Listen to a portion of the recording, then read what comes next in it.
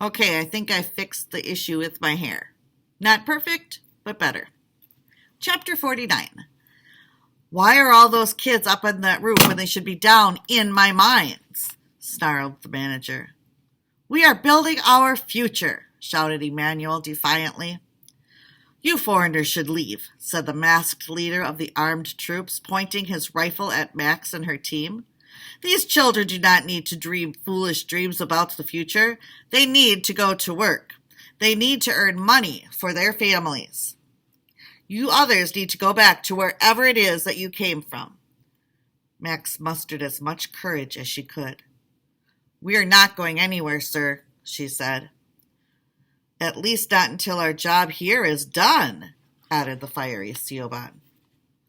Your job here is done, shouted the soldier. Leave! No, said Tisa.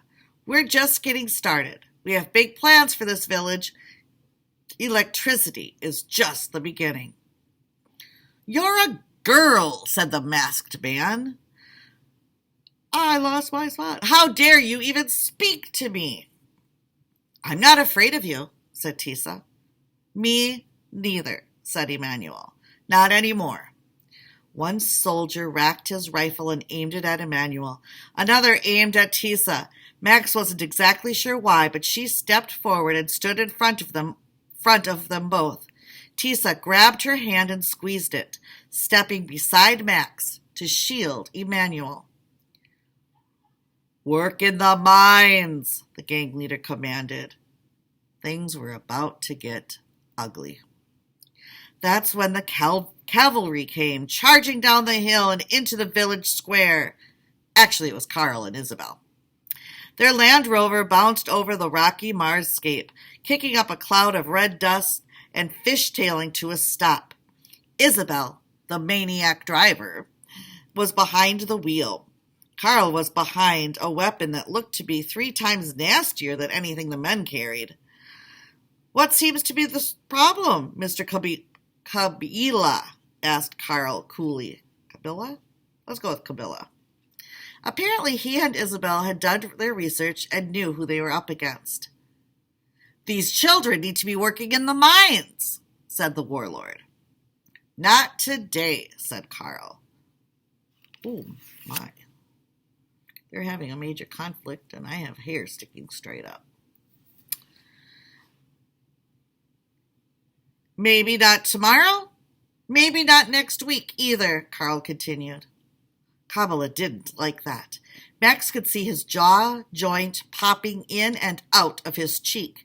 He was about to raise his rifle. He was going to point it at Carl. Wait, said the mine manager. He was touching a Bluetooth earpiece.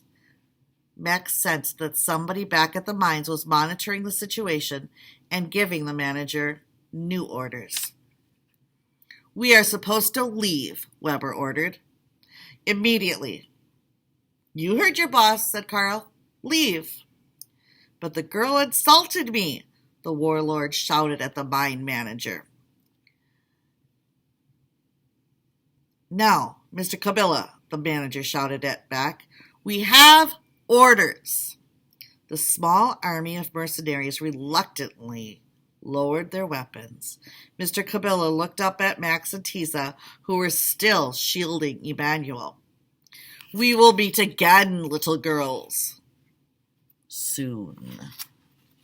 Looking forward to it, said Max cheerfully, even though her heart was pounding so hard that it felt like it wanted to break right out of her ribcage. The intruders slowly turned their backs on Ms. Diana's house. Diana's house, and slipped out of the village almost as quickly and quietly as they had arrived.